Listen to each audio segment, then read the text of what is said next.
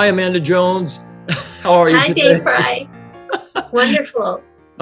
Thank you so much for being here on The Space Between. My pleasure, always. Oh, what a great time of the year it is. What time is it right now? It's 9:34. What a great time of the year it is. 9:34 right now.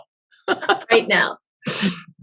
Oh, I appreciate your time and being able to share in the ever flowing wisdom that just seems to happen from within us all the time. And I just wanted to bring you back to the space between, not for me, no, but for those that are listening and wanting to hear more and to feel more into their own lives, and know that you and I both came from a place of um, pain and suffering at one point in our lives, and it was debilitating at some point in our lives. And I'm hoping that people can see that there is something that is happening from within us all that um, is just a beautiful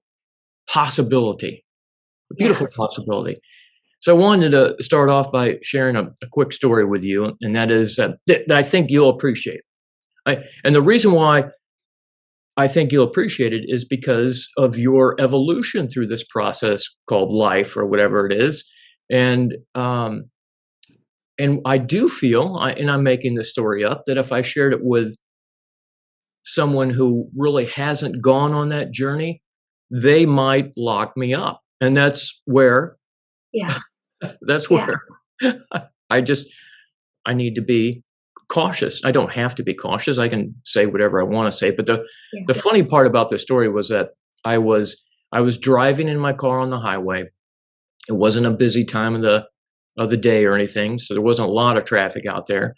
But I could feel questions showing up in my head. Questions. I don't know exactly what they were, but there were just so many questions, and there wasn't an answer.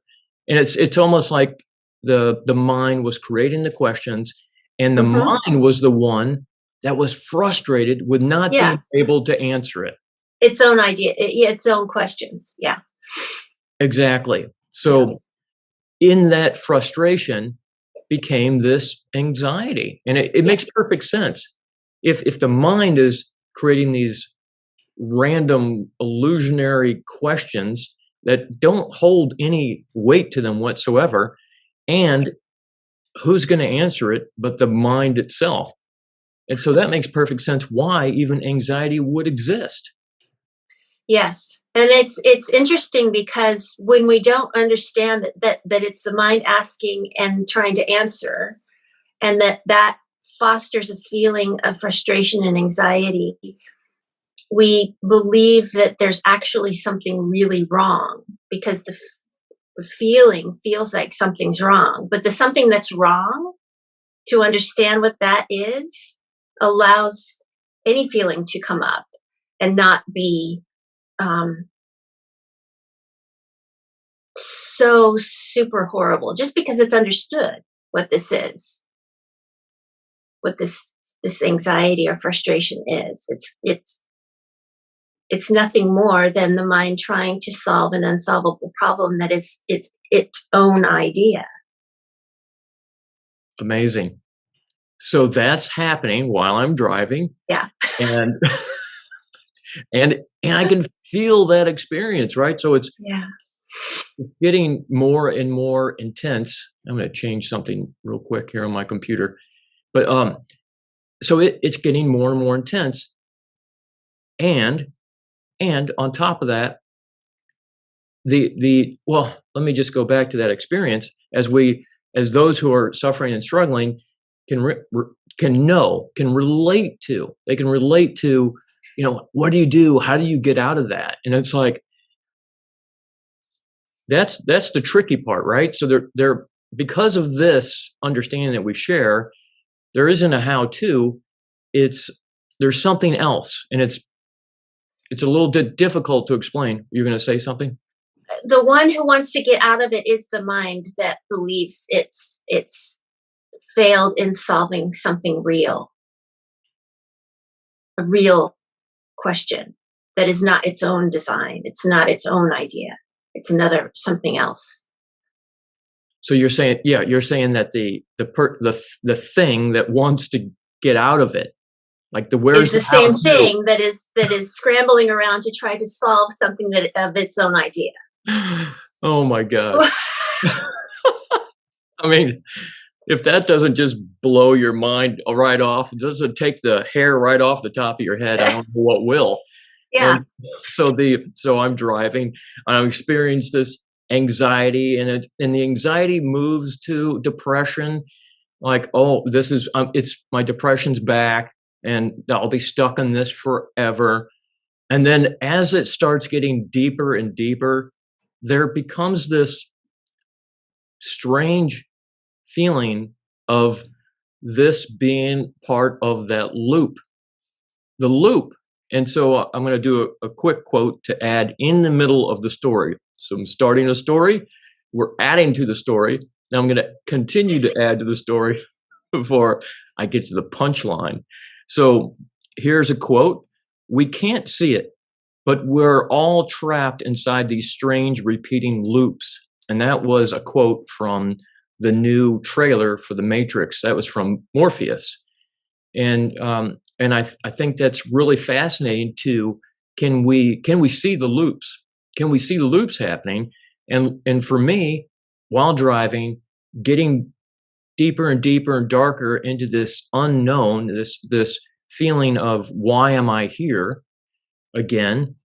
All of a sudden, I saw the loop, as I've done in the past, as I've done a million times before. I saw the loop, and once I realized the loop was happening, then I started laughing. I started laughing. I mean, instantly laughing. It wasn't like a gradual, okay, we're gonna be calm for a few hours and then we're gonna laugh about what happened in the past. It's like, No. it was like Immediately. Yeah. immediate laughter from being almost in this wanting to pull over and cry to laughing hysterically. And then there's something else that happened, and this is where I can only talk to a professional like yourself.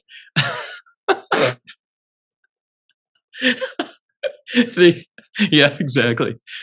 What did he say? It's true. I don't care what anyone else says. It's true. I am speaking to the Oracle in the Matrix.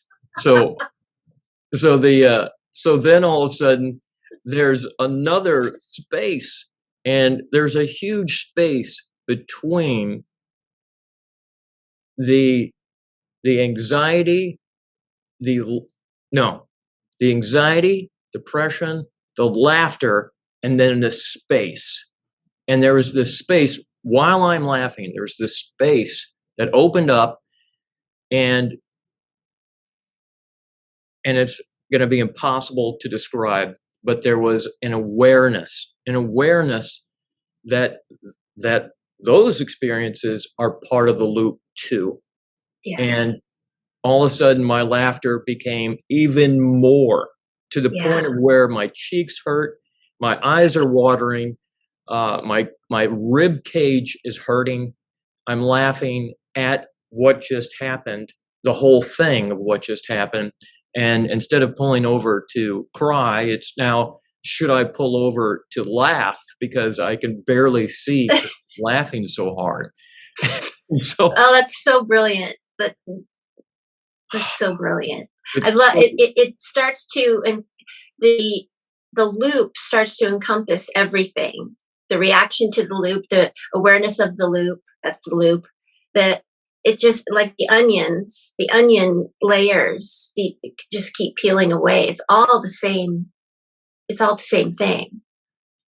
And the laughter is really beautiful, illustrating the realization that nothing's happening, nothing's wrong, but this strange phenomenon of what we call a mind doing its dance between itself. a two-step with itself. And how else could it be? I mean, Yeah. right? It's a bowl of jello in a wooden frame, and it makes perfect sense that Hmm. it's dancing with itself. Yeah. And it's I don't know if there really is there anything outside of us that creates anything besides what we experience from within our Have brain? you ever found anything outside of your own mind? No. Of the mind? No. The mind? No. It's unknowable. It's unknowable. There's no way to pop out of your perception experience and look at something else objectively, because that would still be your perception of it, right? Yeah. It's unknowable. It's unknowable. And even that is too much to say about it, because that then the mind says, okay, that I know what that is. It's called something called unknowable.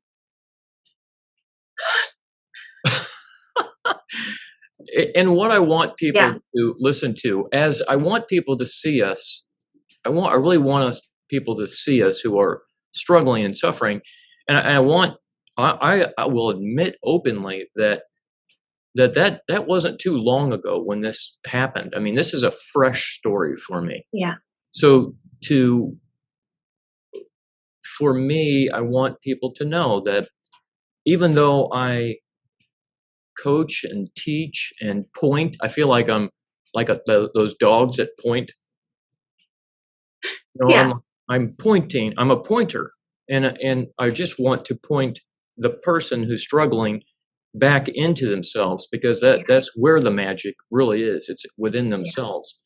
And I love how there's a scene even in this new Matrix where he's at a therapist, Hmm. and there's a certain communication. There's almost like a hint of there's a hint of a system going on there, that there's a system in play, that when you're struggling or suffering, you're not sure, that you need to speak to someone else. And I agree.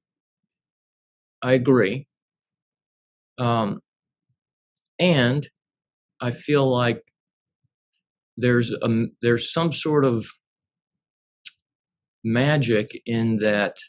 And I don't know, I'm just whatever's showing up for me, right? The words are showing up, but there is something amazing about who we are, really. I mean, perhaps it's the curiosity of why we seek others' support. And I admit, I need not I appreciate others' support. I do myself personally. You've been amazing.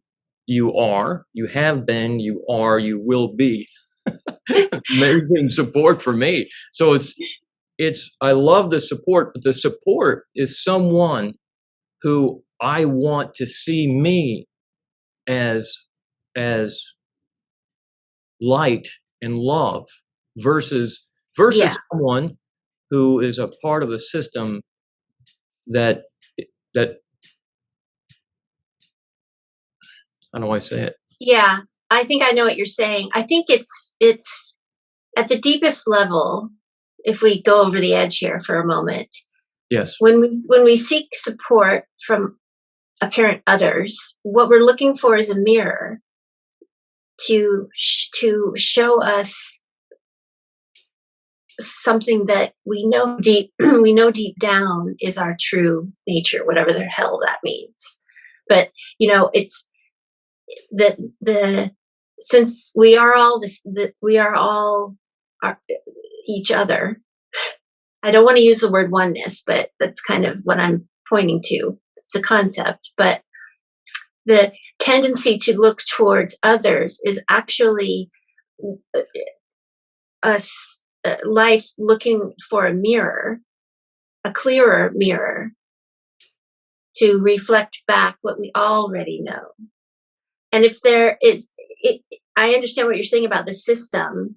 and traditional therapies and everything, but even that can be a beautiful mirror, because it, depending on where you're coming from, if there's no sense at all, if there's just suffering and how do I get out of this, then the mirror can be beautifully structured in a way that it can be heard, whatever they're saying and helping with. But the baseline is that life is looking for a mirror to shine back on itself in a more clearer, resonant way. Full stop. I love that. I love the mirror too, because the mirror, if I look in a mirror right now, I'm not seeing me. I'm seeing the reflection of me. Yeah. I love that. I mean, that's really powerful too. And we see that's a big theme in this new movie, which you and I are both big fans of. So the mirror is very important metaphorically. I mean, we look into a mirror I know it's going to go over the edge. We are looking for something. We look in a mirror because we're looking for something, and the something could be blind. You know, the something doesn't need eyes, and yet the idea of looking in a mirror to see something, to see that something that's going to bring us something, right? So we look in a mirror to see something, and then we think that it's going to bring us some sort of input. Like we look at ourselves and say, well, look, I actually look not decent today, or I am a human being, or something. There's some sort of input that comes back from the mirror. Right. When actually it's just, it's just a reflection. Exactly. Without anything needed to be given or added onto. Exactly. And you said in the book that you wrote, Uncovery, I wish I had it right here in front of me. You know, I don't know if you said it in the book, but you had explained the book at one point, and you had said, you know, when I look into a mirror, I see a thought. Yes. Yes. Oh, yeah. That was that was a huge realization of that. In the midst of what I was struggling with, apparently very strongly for years and years and years. When I looked in the mirror, I thought I was seeing reality, not something created by thought as thought. So when that moment happened, I saw I'm looking at thought, not a body, weight, anything objective, in other words.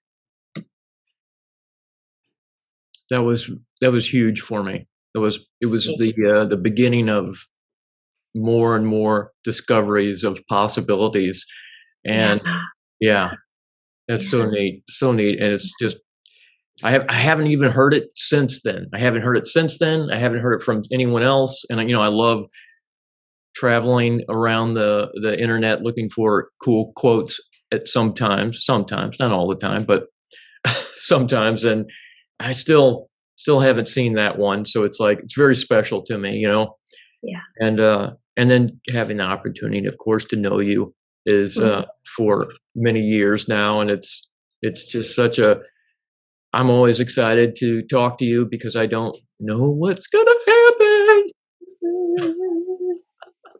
And I know that most of the coaches in the Little School Big Change are going to watch this because this is always a great opportunity. And I encourage all of you out there who are doing podcasts and things like that to interview this incredible human being, the spirit guide.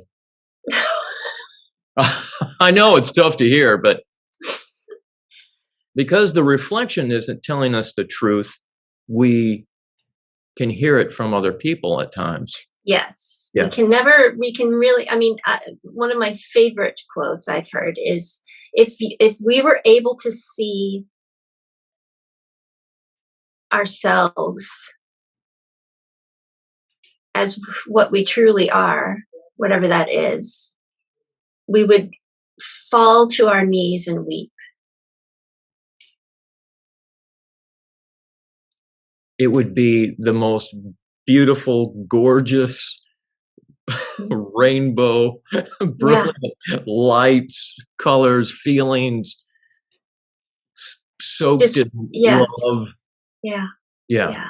And so we can have that sense, but it is also helpful to have a mirror to reflect that at times when it's not sensed, when it's apparently blind and clouded over. Yeah. And the clouded over part, that's okay. I mean, that's Yes. okay. Yes. That is a That's part beautiful too. of Yeah. being, It's that's hard a to part hear of that being. when you're in the middle of it, but it is also a phenomenon of wonder. Like, how do we feel anything? How does that even happen? It's we're so used to just, we learn what feelings are, that we feel things, we are feeling beings, um, but the wonder of it all is powerful too. How does that even happen? How do you even feel something labeled sadness or pain or depression? What is that? I don't even, it's the wonder of wonder. But when you're in it,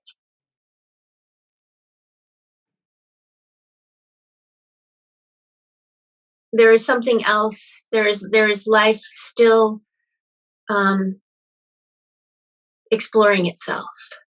And sometimes that feels like depression. Sometimes that feels like anxiety.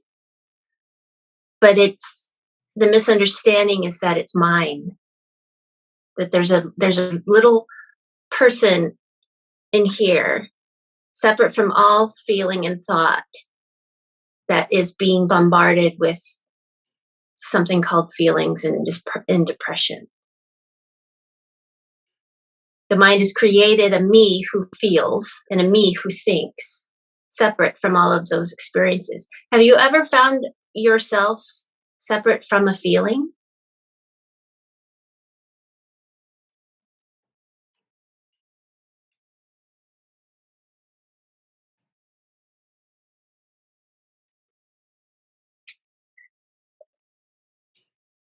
And that question and many more for you to ponder out there, because that's what Yeah. happens when you talk to Amanda Jones. So it feels like I am having a feeling. But the invisible hidden little part is that you are a feeling too. You are one of the feelings. The feeling of being a me is a feeling. It's not a feeling of being Dave. It's what it feels like to be alive. Because we feel like there's a certain feeling of being Amanda or being Dave, but that's an add-on. That name, that label, wasn't there all the time. It's just what it feels like to be alive. I love that so much. I really do. I love that because I love the idea of the identity. Like there's like it almost seems like, oh, we're supposed to be a certain way. We're supposed to be, Yeah. I'm supposed to be Dave Fry. Well, okay, what does that mean? What is that? It's What a does that learn. mean? All of our lives are based on learned concepts. All of it. Everything you believe, everything you think you know, all learned.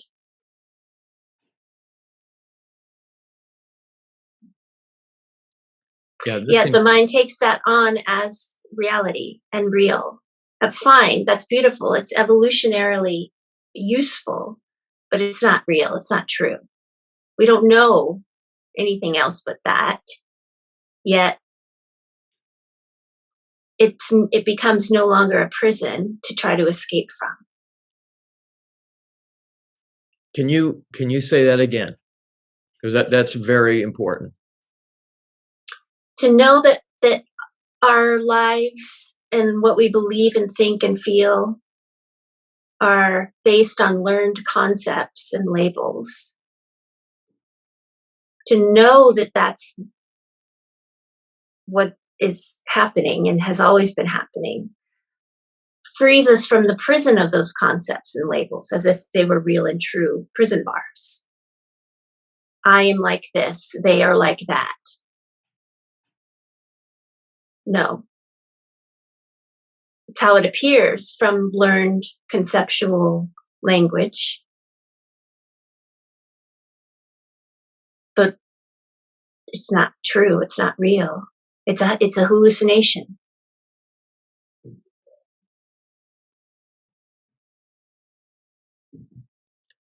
And we are sharing with others and pointing towards the knowing. Yeah. Yes. Yeah, there's no way I can I can't get another person out of their anxiety and depression, but I can point them to a different place, the space between their idea of this suffering and and this gorgeous flow of life that's constantly flowing us. I mean, we are the flow, we are the river, we're the observer, we're everything that's happening at all times. I am the driver of the car, I'm the sufferer in the car, I'm the laughter of the suffering and the awareness of the laughter of the I mean, it's all There's just no separation. There's nobody separate from all of that. Have you ever found it? Such a beautiful blend. Yeah. It's just a kaleidoscope of one thing morphing and changing. And sometimes it feels like I am suffering. Sometimes it feels like I'm the observer of suffering. Sometimes it's all one emerging flow of watercolor. And when you experience that, and it doesn't have to be a big experience or a little experience. No. It doesn't. There's no weight or measurement to the experience of that. But when the person who's struggling even gets a glimpse of that or a hint of that, and that curiosity sparks, like, okay, well, wait a minute, hold on. It may be even in the midst of suffering, you could get a glimpse of this. You could see that there's something different than the story that anxiety and depression is real and it's a real problem, and there's going to be consequences to this problem in either in the future, like in the immediate future, or the 10 years from now, or whatever. There's stories that are built around, and they're built solidly around anxiety and depression.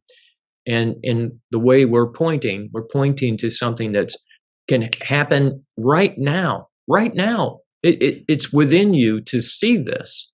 It's within you to see it right now, and that's where the hope and the possibility and that lies right now within you, that person listening.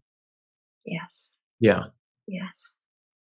And it's more of a remembrance because everybody knows this, because everybody has been an infant before concepts were learned. Before there was a concrete identity formed that has been reinforced by everybody, everything, a shared consensus that this is who you are, and this is what the world is like.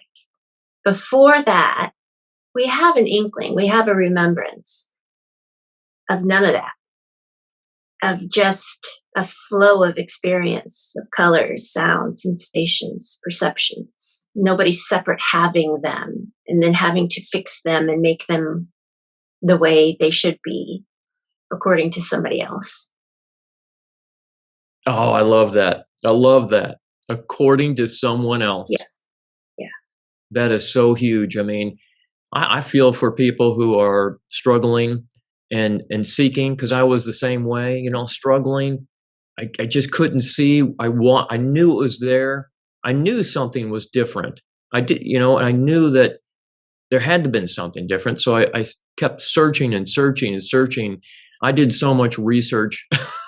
I should Yeah. be an expert in all the hallucinogenic medicines and drugs that are out there, and plants, and all the old philosophers, and all the ancient Yeah. philosophers, Yeah. and all the Me modern too. philosophers, and Yeah. yet, you know, the and yet it was this community. It seemed like that really drew all of that together, and Mhm. then, like you said, that there's a remembering. It's Yeah. if we go back to the beginning of our conversation, we look at the loop. Mm. It's almost like that, starting the loop over again, and seeing in the beginning, or coming out of something and seeing this awareness again, and seeing that, what you're saying, the remembrance, where we remember again, and we come out of wherever we were, and then we're coming back around the loop again. But instead of the loop being one loop, I like, our love Joseph Campbell's The Hero's Journey, because he's not talking about one journey in life. He's talking about trillions of journeys in life, that each Yeah. one of us gets to experience the hero's journey over and over and over again, which I really Yeah. love that. The thing One thing I want to say about the loop is that it will still continue on, but when it's realized that there's nobody in the center of the loop, then the loop isn't a big problem anymore.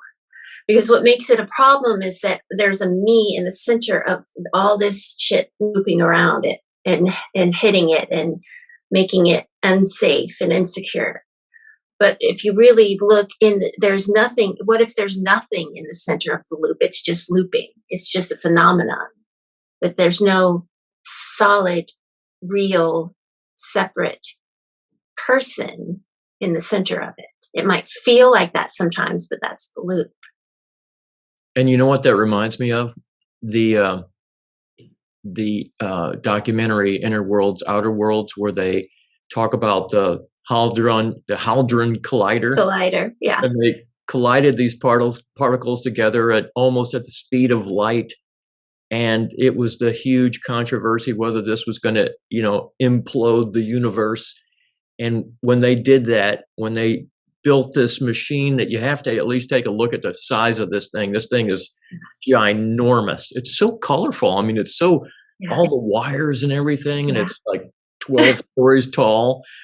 It's just like, and they smash these particles together, and what they found, and they had to sum it up for us, common folk, because the idea is off the charts, right? But to bring it down to my level, to Dave Fry's level, they had to say, okay, well, we found that life is vibrating, that Yeah. all life is vibrating, but there's nothing that's actually in the Right. vibration. So, like what Right. you're saying, there's a Yes. loop, and we feel ourselves going in the loop, but there is no, when you get to a point to where you realize that there's nothing in the loop that's part of the loop, then, going back to your prison analogy, Yes. the bars melt away, and Yes. you're part of all of this. Yes. What a The- beautiful, yeah. gorgeous life we live. That's true. That's beautiful. Because the only thing that makes the loop a problem is that it's my loop and I keep looping around and I can't stop it. That's an assumption and misunderstanding innocently, because there's nobody's found a center, something in the center of the loop. It's just referred to a imaginary center, that there's a me in the center. It's referred. It's inferred. It's not actually true. It's an assumption. We live in assumption all the time. I am assuming that they're saying this about me, or I'm assuming that I am like this all the time. I have anxiety all the time. That's an assumption. It's a way for the brain to be efficient, which is beautiful. But efficiency blocks out all of these nuances of the colors of the colorful thought stream that we emerge in. It's too much. So it has to chop it up into slices that can be apparently known and understood. Wow. That's so amazing. I love that. Oh, I love that so much.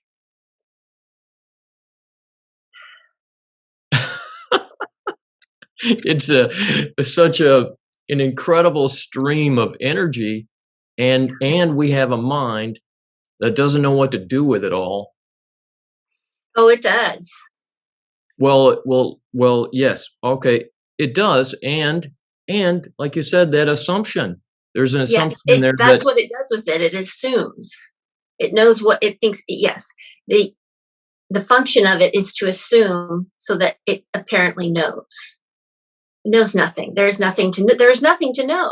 But when you chop things up, when you chop concepts and ideas up into bite-sized pieces that the mind can believe it knows, then it can move on to the next problem that it sees. All evolutionarily beneficial for the survival of the organism. But what happens is the self is an imaginary character. The physical body is apparently real, but the mind conflates the two as both are real.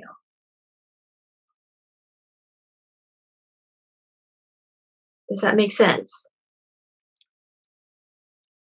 well, yes, of course. It Yeah. makes So sense. imagine. So the imaginary character with all its faults and limitations and imperfections, the mind starts to try to fix those as if it were a real physical entity that actually has things that can be fixed. Like if you break your arm, there's a way to fix that. But in the imaginary realm, it's imaginary. There's nothing to fix. It can't be. It's like walking through a dream at night, and you have dream thirst, and so you drink a glass of dream water, but it's not happening. It's all a dream. You're laying in bed, you're not drinking any water. The body isn't thirsty. Right. Yes. Yeah. Now that helps the explanation. Yeah. Yeah.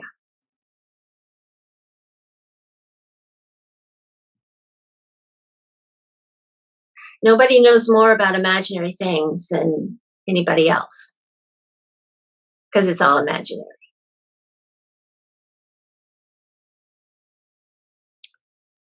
In other words, nobody knows the right way to think, feel, express, experience. Yes. Yeah, we're Absolutely. taught that there is a right way and somebody knows it, but not me. Yeah. Yeah. Absolutely. And this circles back around to feeling that there's a need to get out of this anxiety and depression immediately, and somehow this idea is that someone else knows better than I do. Yes. Yes. And that's the conflating with the physical, because when we're children, when we're babies, we look to the parents or the guardians to show us how to cross the street safely, or to, eat food, whatever. And so that's a helpful looking outward for guidance. But then it keeps going and it brings in this imaginary realm of self and identity and looks for how to do that right, how to be that way right. how to be myself. Can you help me be myself more? Can you help me be more authentically me? Well, what no, there's no inauthentic or authentic me. It's an idea.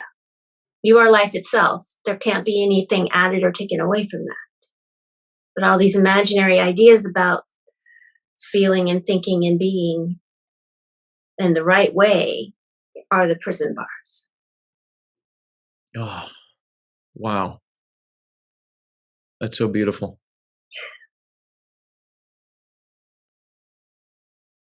All right. Can we talk about the Matrix now? Yeah. Oh my Yeah. gosh. So I'm seriously jealous of you because you have HBO. Do we have? Yes, we have HBO right now. We go on and off with the subscription, but yes, we do have it. Right. So it So comes you're not out it comes out in the movie theater on the 22nd, okay. And and then you can watch, HBO. yeah, you can pick it up the next day. Okay. Okay. Oh my gosh. I am just sick. I'm sick with jealousy right now. Well, go see it in the movie theater I will. I will. I'll with your hazmat suit and your mask and your breathing yeah, with my apparatus. hazmat suit. And I just want to be suspended in the ceiling so I Yeah. can get the best seat away from everyone. I'm Uh-huh. definitely going to go see it. Um, and I want the best seat in the house, which everybody's just converging Oh to the best no. seat in the house. Yeah. I don't want the Yeah. one way out on the right corner. I want right in the Yeah. middle, but everyone's converging there. I know. I And know.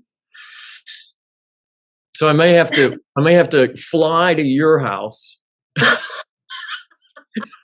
and watch it there because I will be out of my mind having to wait for a DVD or something. But Well, you can get HBO for a month. I What know, is I it? think it's like, $15? yeah, I think it's $15. And then cancel it. Exactly. So why can you tell me and tell everyone else why you love the Matrix so much? Because it seemed to break through into the mainstream realm the ideas of the sages of the millennia, that nothing is as it seems, that that what we perceive to be real and solid matter and material isn't, that the yeah, so that's why I think I loved it, is because it was so different than anything else on screen, and that um,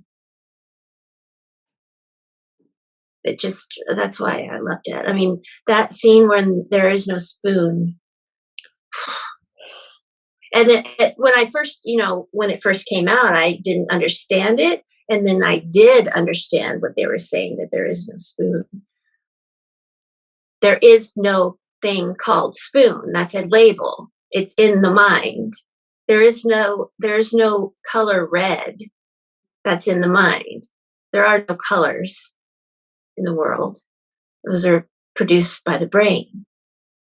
And there is no spoon. And so that's it's just I love it. I don't know why I love it. I just love it because it resonates, and it's, again, something that broke through into the mainstream, um, to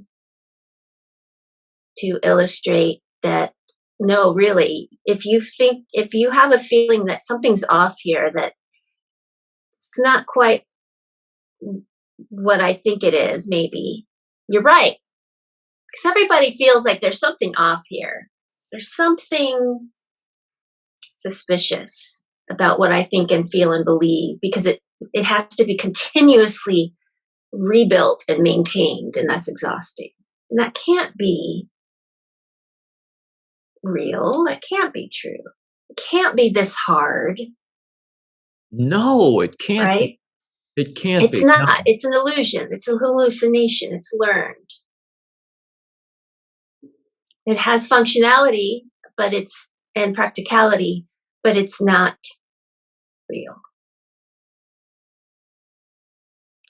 There's so many times that my mind, that I can hear my mind coming up with questions like, for an example, let's say I wanted to be on someone else's podcast, and it's as simple as writing a letter, an email, and sending it to that person. It's that simple.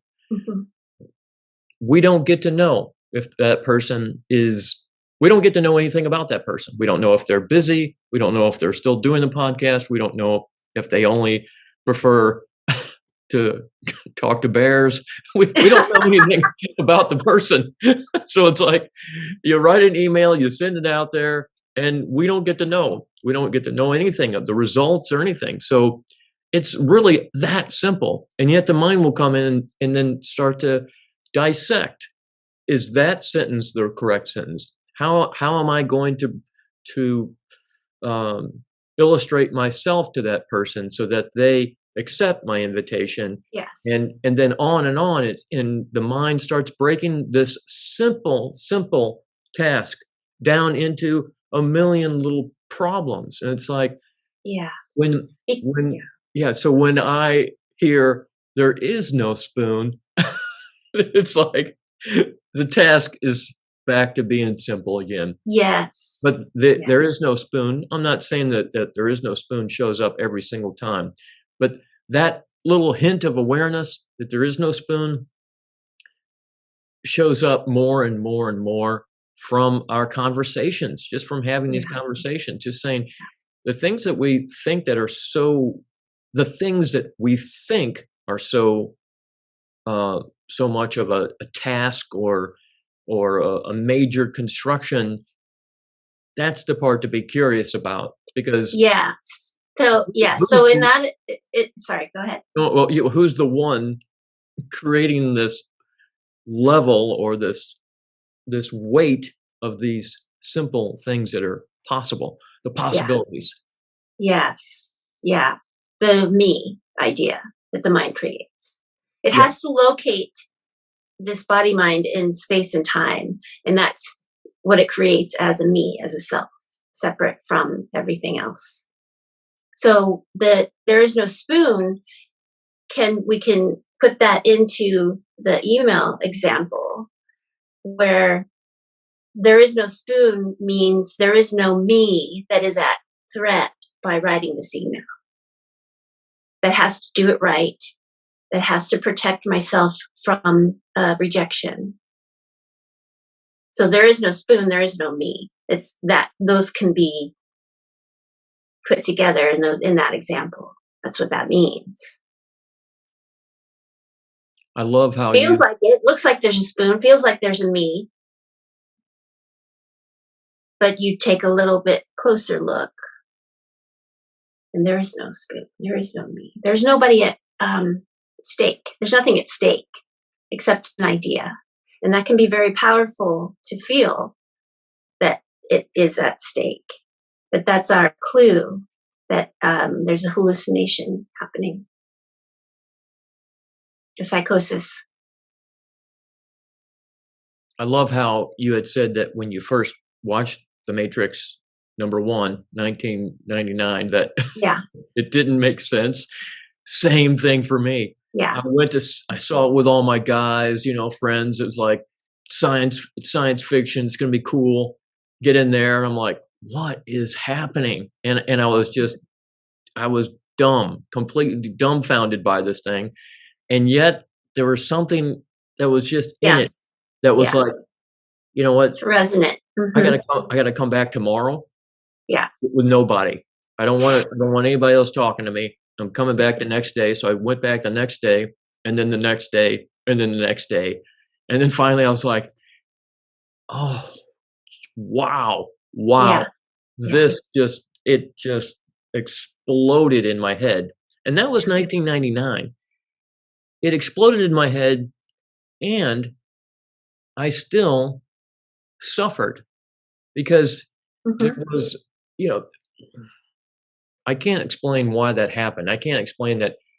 It wasn't until these conversations that even though I loved the Matrix, and here's what I like to say to people who are struggling and suffering, that now, from where I am now, looking back, or yeah, from where I am now, looking back, I can see that I believed in this story of these two words, anxiety and depression, Yes. when the truth of the matter is that it was all flowing. It was Yes. always flowing. It was always, I loved the Matrix. If I loved the Matrix and would spend money over and over and over again because the Matrix seemed to be pointing in a direction that I loved, well, I loved. I literally loved in those moments. So I wasn't uh, Yeah. the story of anxiety and depression. Yeah. Yeah. Yet I didn't see that I was loving all the time. I was still Yeah. loving people and nature and flowers and mushrooms and I was still in love and feeling love through me, but I also had that story on Yeah. top of everything or Yeah. under everything or in between. Yeah. And I would go back to that story, the Well, story that I considered was who I, whatever that is, which is impossible to find. It's impossible to find that I. That's who I, or I believe the I was. yes. Yes. Because when the I is believed, it carries all of its distortion about what it is. It's and if the story is anxiety and depression, then that will continue in that story. So you saw through anxiety and depression, and you saw through the story of me. That's the mother of all the stories. Because anxiety and depression is different from my anxiety and depression, right? So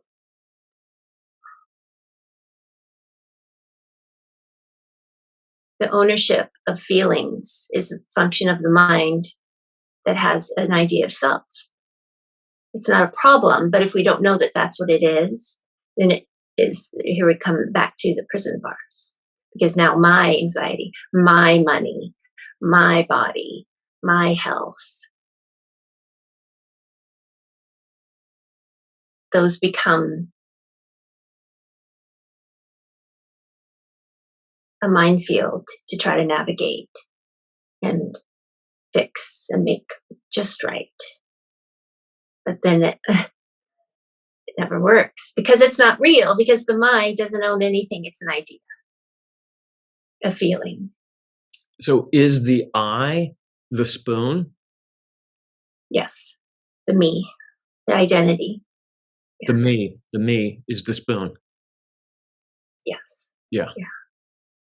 And it's not to get rid of the spoon or the me. That's not possible, but to see it for what it is and allow it to be back into the flow of experience of one of the feelings that apparently arise. Yeah. Yeah. It's powerful. And these conversations are powerful.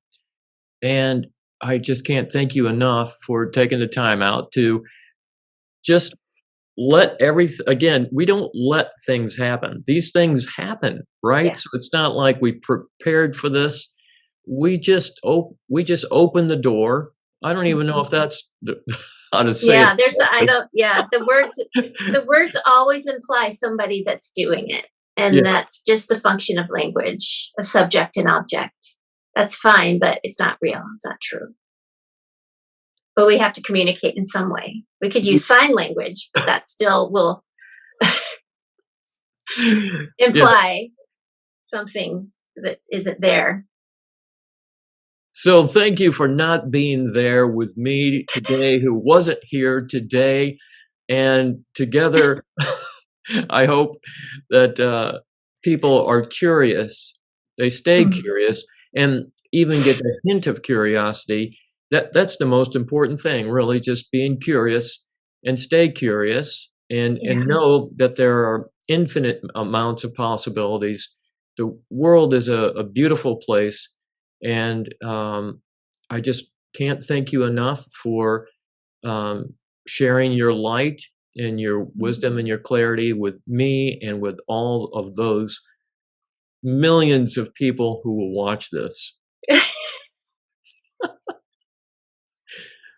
I love you so much. Thank you I for love you too. having this time with me.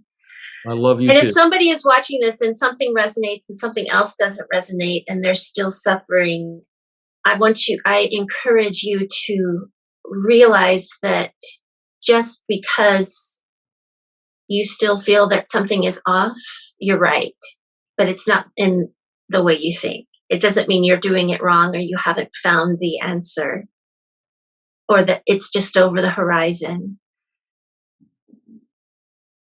There is something off, but it's not about your life or your body or your thinking or your feeling. It's just that there's an assumed um, person who has to navigate all of that. There's an assumed center in the middle of the loop that is either has to stop the loop or make it go slower or get out of it. What if there's not? What if the loop can loop? What if that's just life too? And your suffering is showing you that there's a phenomenon of feeling separate from life. What is separate from life?